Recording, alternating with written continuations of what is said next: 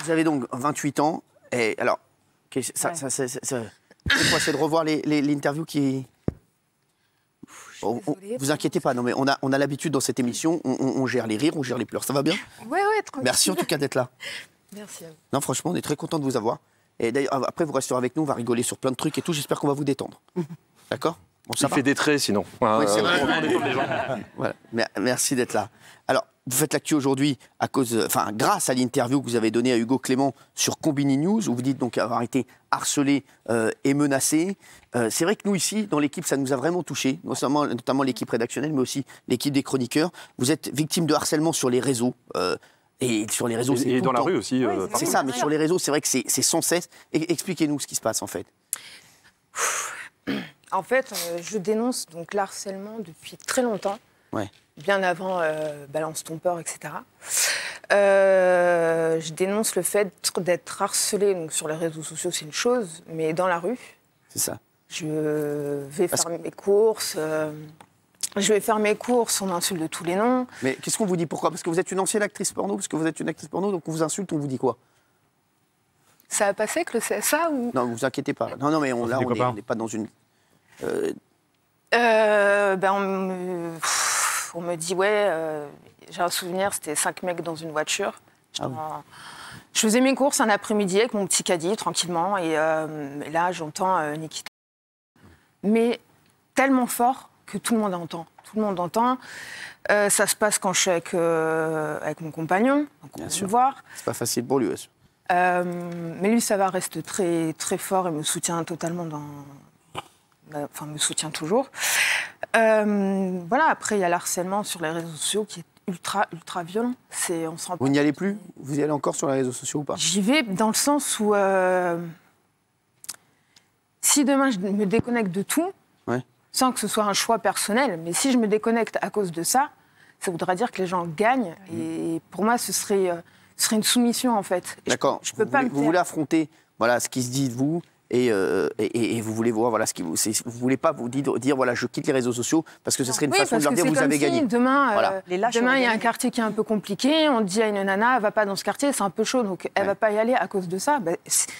Ça peut paraître bête parce que c'est que des réseaux sociaux, mais pour moi, ça a un sens.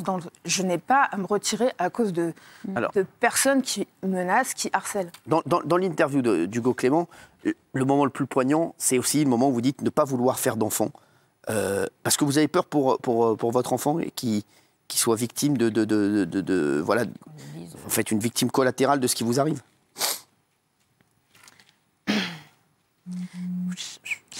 Pardon. Pas grave, on a le temps, vous inquiétez pas. Nous, on rend l'antenne quand on veut. Je vous dis, à part, il y a Pascal Sautel, ça, le grand frère. Ouais, c'est tout. Mais... Faire un enfant, c'était mon seul rêve dans ma vie, c'était celui-là. Je rêve pas d'avoir d'argent, je rêve pas de gloire, je m'en fous, tout ça. Moi, c'était, faire un enfant, lui inculquer de merveilleuses valeurs, de lui donner tellement d'amour que je sais qu'il aurait manqué de rien. Mais pourquoi avoir renoncé? Pourquoi avoir renoncé? Vous avez 28 ans, vous avez le temps. Ah oui, il faut y aller, franchement. Parce que si ça tenait qu'à moi, j'en ferais un. Il comprendrait. Au moment venu, je lui expliquerai avec son père. Bien sûr. Et voilà, maman, elle a un passé, ça n'empêche pas que maman elle t'aime et que maman, elle a une morale. Mais au vu de moi, comment je suis détruite par les réseaux sociaux, c'est Clara Morgan, quand elle a annoncé sa grossesse, c'était, on va pouvoir lui dire fils de pute. Et ça va être tout le temps comme ça. Il y a sur les réseaux, il y a aussi à l'école. Il faut passer au-delà de ça.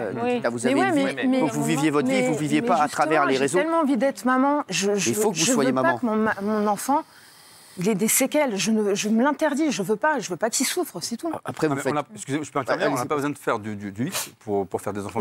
Mais je sais. Et d'autres parents qui ne font pas ce que vous avez fait sont des gamins, ils les maltraitent. Donc, mais ça, c'est des parents qui sont irresponsables. Vous faites un enfant, quoi. Moi, je pense que vous allez changer d'avis et je pense que vous devriez changer d'avis. Je suis sûr que vous allez changer d'avis. Vous n'avez que 28 ans et je suis persuadé que vous allez avoir un enfant un jour et qui sera très heureux à vos côtés. Ça, j'en suis sûr et certain. Au pire, 15 ans après, je viendrai le redresser. Puis voilà. C'est vrai.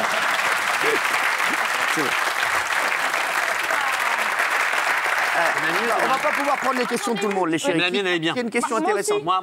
Je sens mieux celle de Valérie. Non, je te jure. La mienne était bien. Valérie, tu Mais vas non, voir. elle concerne tout le monde. Alors moi, la mienne, vraiment aussi. Alors la mienne. C'était sur les enfants. C'était sur les enfants, recontacter les parents justement Mais des il vous la enfants. pose pas du coup. Qui vous a demandé? Ouais. Non mais allez-y, reposez la question. Il y a un passage de votre interview que je trouve formidable, c'est entre autres, vous parlez des enfants et des enfants mineurs en disant je souhaite recontacter leurs parents pour leur dire faites attention quand même à ce que regarde votre enfant. Est-ce qu'il est en âge de regarder ça vraiment? Faites attention, est-ce que vous le savez? Non mais ça c'est vrai. Et est-ce que vous conseilleriez à des jeunes filles ou des jeunes hommes de faire des films porno ou pas du tout? Parce qu'il y a une différence de traitement entre les hommes et les femmes. C'est sexiste même dans ce milieu-là. C'est que les hommes, on dit que c'est des bons coups, c'est des idoles, les filles, c'est des traînées. C'est ça, même dans ce milieu-là. Rocco Siffredi était considéré comme un dieu. C'est ça, exactement, c'est fou. Donc pour les jeunes filles... Il y a aussi beaucoup d'acteurs porno qui ont très mal fini. Et malheureusement, il y a eu beaucoup de suicides dans ce milieu-là. Il ne faut pas occulter ça, c'est dramatique. Par contre, juste une chose, concernant tout ce qui est suicide, etc., il faut bien comprendre une chose. C'est pas le porno en lui-même qui détruit les actrices ou les acteurs, ce n'est pas le porno. Il y a des filles qui le gèrent bien, d'autres moins bien. Bon, dans ces cas-là, tu vas avoir une psychothérapeute, j'en sais rien, mais voilà, c'est comme vous, il y a des moments, voilà, on le gère un petit peu moins bien, mais non, mais c'est pas le porno qui détruit. Non. Moi, c'est le CSA, vous êtes en train de dire qu'il m'a détruit? Parce que je vous le dis. Non, mais c'est important. C'est important de le répéter que ce n'est pas le X qui détruit les filles, c'est la société. C'est ça. C'est cet acharnement. C'est le regard des autres. C'est le regard des autres, le fait qu'on ne peut même pas se reconvertir alors qu'on n'a rien commis d'illégal. On n'est pas des meurtrières. Quelqu'un qui a purgé 20 ans de prison, demain il peut se reconvertir. Mais vous, vous êtes toujours marqué, comme vous avez parlé de Clara Morgan, voilà, et qui est très heureuse maintenant, Clara, voilà. Mais c'est vrai que voilà. Il y a quand même une hypocrisie totale parce que malheureusement, ceux qui regardent pas de films X, ils vous connaissent pas. Oui, c'est vrai. Ils vous connaissent pas. Donc ceux qui vous insultent, c'est ceux qui ont regardé tous ces films-là. Mais oui. Ah oui. Non, mais Non, mais très courte, mais plus d'un point de vue sociologique, est-ce que, je ne sais pas quand vous avez arrêté de faire du porno? 2 ans. Il y a 2 ans. Est-ce que vous avez l'impression qu'aujourd'hui, que ce soit sur les réseaux ou dans la rue, il y a beaucoup plus de haine et beaucoup plus d'insultes aujourd'hui qu'il pouvait y en avoir avant? Oui. On est d'accord, hein? Il y en a beaucoup plus. Et d'ailleurs, quand Mathieu, des fois, intervenait sur les réseaux sociaux, la violence, moi, je le comprends totalement. Parce que à force de se faire taper dessus tout le temps, on reste des êtres humains, quoi. Bien sûr. À force Bien sûr. Vous avez arrêté là complètement? De quoi? Le porno, ouais, complètement. Complètement. Vous faites quoi maintenant? Vous voulez pas me dire? Je peux pas le dire parce que c'est illégal. J'ai déjà eu des problèmes. D'accord.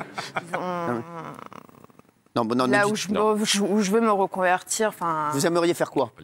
J'ai subi de la discrimination et en fait, je serai éventuellement à peu près une future collègue de Pascal. Ta grande sœur, ça y est, on l'a trouvée. Non, c'est pas vrai.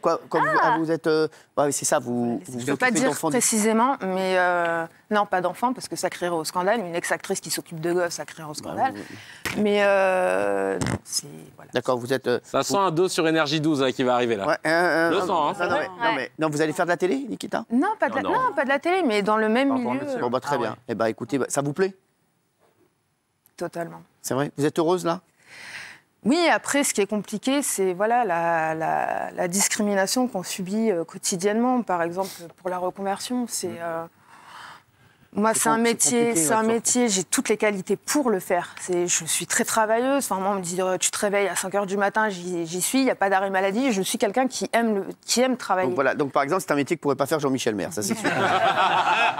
Ce que vous venez de décrire. Mais voilà, on subit la discrimination et ça, il faut que ça change. Il me semble que Marlène Chapia, d'ailleurs, a répondu sur Combini News. Exactement, elle a réagi à cette interview. Eh bien, moi, je vais vous dire, la seule chose que j'espère que vous allez faire, c'est que vous allez changer d'avis et que vous allez décider d'avoir un enfant, parce que bien sûr que vous serez une mère formidable. Vous n'avez que 28 ans.